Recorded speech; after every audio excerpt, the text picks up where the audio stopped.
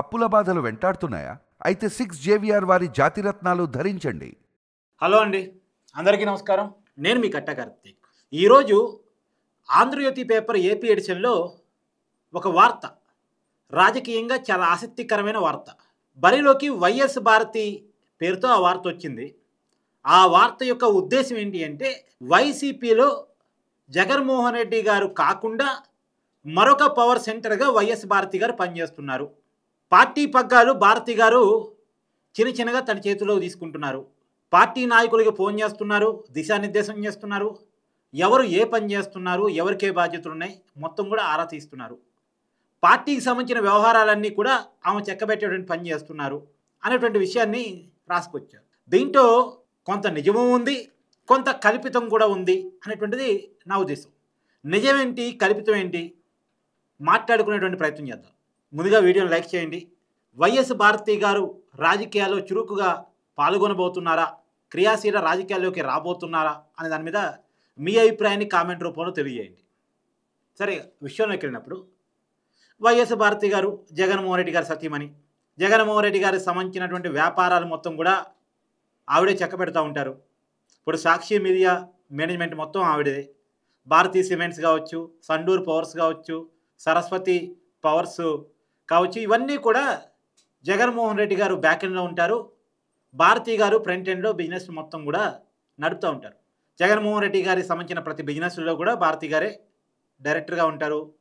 కొన్ని కంపెనీలో ఎండీగా, చైర్మన్గా ఆవిడే కీలకమైనటువంటి బాధ్యతలు ఉంటారు. ఓ రకంగా వ్యాపారాలు మొత్తం కూడా ఆవిడ చూస్తూ ఉంటారు. రాజకీయాల్లో జగన్మోహన్ రెడ్డి గారు బిజీగా ఉంటారు కాబట్టి. కాకపోతే 2019లో జగన్మోహన్ రెడ్డి గారు అధికారంలోకి వచ్చిన తర్వాత ప్రభుత్వంలోనూ పార్టీలోనూ భారతి గారి ఇంపార్టెన్స్ పెరిగింది అనేది మాత్రం అప్పటి నుంచి ఈ టాక్ ఉంది. మంత్రివర్గంలో కూడా ఎవరు మంత్రులుగా ఉండాలి, పార్టీలో కూడా ఎవరికి బాధ్యతలు అప్పచెప్పాలి, ఇదంతా కూడా వైఎస్ భారతి గారు చూసేవాళ్ళు అని చెప్పేసి. మామూలుగా జగన్మోహన్ రెడ్డి గారు ఏం చేశారు, కొంతమందికి 2.5 టెన్యూరు, కొంతమందికి 2.5 టెన్యూర్ పక్కన మంత్రివర్గాన్ని 2 భాగాలు విభజించారు. కొంతమందిని 5 సంవత్సరాలు కంటిన్యూ చేయకుండా 2.5 ఇయర్స్కి మార్పులు చేర్పులు చేశారు. కానీ కొంతమంది మంత్రులు మాత్రం సెకండ్ టెన్యూర్లో కూడా కంటిన్యూ అయ్యారు. ఉదాహరణకి ప్రకాశం జిల్లా సంబంధించిన ఆదిమూలపు సురేష్ ఇలాంటి వాళ్ళు కంటిన్యూ కావడానికి కూడా భారతి గారి మార్కే కారణం అనేటువంటిది ఆ రోజులో చర్చకు వచ్చిన అంశం. బాలినేని శ్రీనివాసరెడ్డి పార్టీ నుంచి వెళ్ళిపోవడానికి కూడా భారతి గారి పెత్తనమే కారణం అనేటువంటిది. వైఎస్ షర్మిల గారి తిరుగుబాటుకి కూడా భారతి గారి పెత్తనమే కారణం అనేటువంటిది. ఇప్పుడు విజయమ్మ గారి మీద కేసు కూడా భారతి గారి వల్లే అనేటువంటిది కూడా సహజంగా చాలామంది రాజకీయ పరిశీలకుల్లో వైసీపీకి అనుబంధంగా ఉండే వ్యక్తుల్లో కూడా ఉండే టాక్. మామూలుగా విజయసాయిరెడ్డి గారు పక్క పోవటానికి, సజ్జల రామకృష్ణారెడ్డి గారు ఫ్రంట్ రన్లో రావడానికి కూడా వైఎస్ భారతి గారి చక్రం తిప్పారు. నిజానికి జగన్మోహన్ రెడ్డి గారికి నమ్మిన బంటూ మొదట విజయసాయిరెడ్డి, ఆ పార్టీ పెట్టినప్పుడు కానీ పెట్టక ముందు నుంచి కూడా. అలాంటి విజయసాయిరెడ్డి అధికారంలోకి వచ్చిన తర్వాత ఒక్కసారిగా సైడ్ అయిపోయాడు. సజ్జల రామకృష్ణారెడ్డి గారు ముందుకు వచ్చారు. ఈ సజ్జల రామకృష్ణారెడ్డి గారు సాక్షి మీడియా నుంచి వచ్చిన జర్నలిస్టు. అప్పటికే వైఎస్ భారతి గారి పరిధిలో పనిచేస్తున్నటువంటి ఒక జర్నలిస్టు. ఆయన తీసుకొచ్చి నెంబర్ 2 లీడర్గా భారతి గారు పెట్టారు అనేటువంటిది. ఇప్పుడు జగన్మోహన్ రెడ్డి గారి మీద కేసులు నమోదవుతున్నాయి. ఖచ్చితంగా కూటమి ప్రభుత్వం ఏదో కేసులు అరెస్ట్ చేయొచ్చు, ప్రధానంగా లిక్కర్ కేసులు అరెస్ట్ చేయొచ్చు అనేటువంటి వాదన వైసీపీలోనే ఉన్నటువంటి సమయంలో ఒకవేళ జగన్మోహన్ రెడ్డి గారు జైల్లో ఉంటే ఆ పార్టీకి సంబంధించిన వ్యవహారాన్ని నడపడానికి మొత్తం సజ్జల రామకృష్ణారెడ్డి గారి మీద బాధ్యతలు పెట్టకుండా భారతి గారి కంట్రోల్లో పార్టీని పెడితే బాగుంటుంది అనే కారణం చేత భారతిని పార్టీ వ్యవహారాల్లో పూర్తి స్థాయిలో ఇన్వాల్వ్ చేస్తున్నారు గతం కంటే ఎక్కువ అనేది మనకి వినపడుతున్న చర్చ. అంత మాత్రాన మరొక పవర్ సెంటర్గా తయారవుతున్నారు, పార్టీ అధ్యక్ష బాధ్యతలు తన చేపడుతున్నారు, జగన్మోహన్ రెడ్డిని పక్కన పెట్టేస్తున్నారు అనుకోవడానికి లేదు. నిజానికి వైసీపీ పార్టీ మొత్తాన్ని జగన్మోహన్ రెడ్డి గారు డీల్ చేసేటువంటి పరిస్థితి కాదు. జగన్మోహన్ రెడ్డి గారు రాజశేఖర్ రెడ్డి గారి సింపతిని క్యారీ చేస్తూ రాజకీయాల్లోకి వచ్చిన వ్యక్తి. స్వతహాగా రాజకీయ నాయకుడు కాదు, గ్రౌండ్ లెవెల్ నుంచి వచ్చిన రాజకీయ నాయకుడు కాదు. కొన్ని విషయాలు తెలుసు, కొన్ని విషయాలు తెలియదు. మొండోడు కాదే రాజకీయాల్లో నిలబడ్డాడు, అంతవరకు మనం ఒప్పుకొని తీరాలి. కానీ దాని వెనకాల రాజశేఖర్ రెడ్డి గారి ఇమేజ్ ఉంది. కానీ అధికారంలోకి వచ్చిన తర్వాత దాన్ని నిలబెట్టుకోవడంలో జగన్మోహన్ రెడ్డి గారి ఫెయిల్యూర్ క్లియర్గా కనపడుతుంది.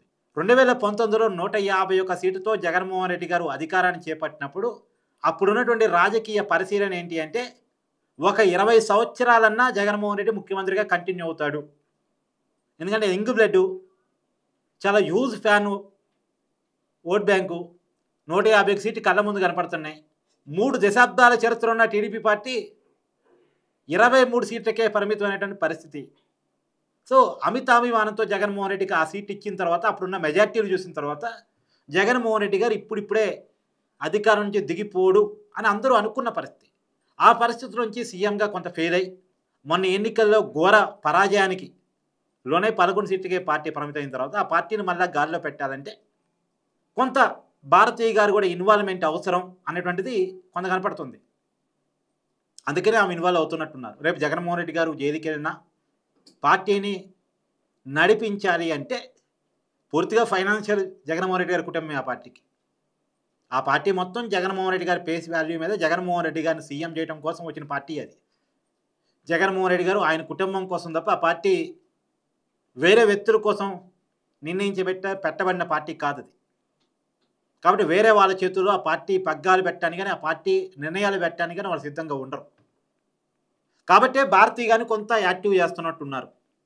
జగన్మోహన్ రెడ్డి గారు జైల్లో ఉన్న గైడ్ చేస్తూ పార్టీని ముందుకు తీసుకెళ్ళడానికి.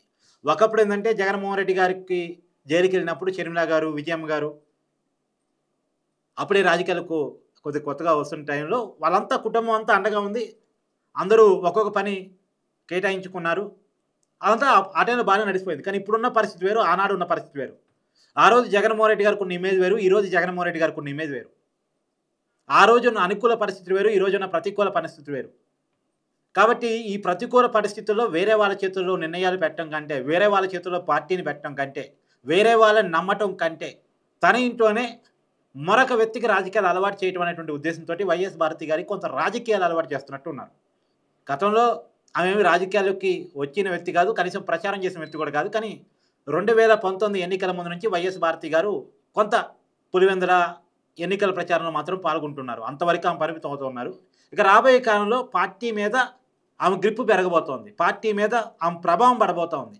ఎవరికి ఏ బాధ్యతలు కేటాయించాలి అన్న కాడి నుంచి వాళ్ళ పని విధానాన్ని రివ్యూ చేస్తూ వాళ్ళకి రేపటి రోజున టికెట్ల కేటాయింపు వరకు ఖచ్చితంగా ఆమె హ్యాండ్ ఉండబోతూ ఉంది అనేది మాత్రం కొంత తెలుస్తూ ఉన్న చర్చ. అందుకని ఆ మేరకు ఆ వార్తా కథనంలో నిజం ఉంది. అయితే పార్టీ పగ్గాలు తన చేతిలో తీసుకుంటున్నారు, జగన్మోహన్ రెడ్డి గారిని పక్కన పెట్టేస్తున్నారు. ఇది కొంత ఊహాజనితం, మేబీ కొంత కల్పితం నా ఉద్దేశం. మీ యొక్క ఉద్దేశాన్ని కూడా కామెంట్ రూపంలో తెలియజేయండి. Thank you.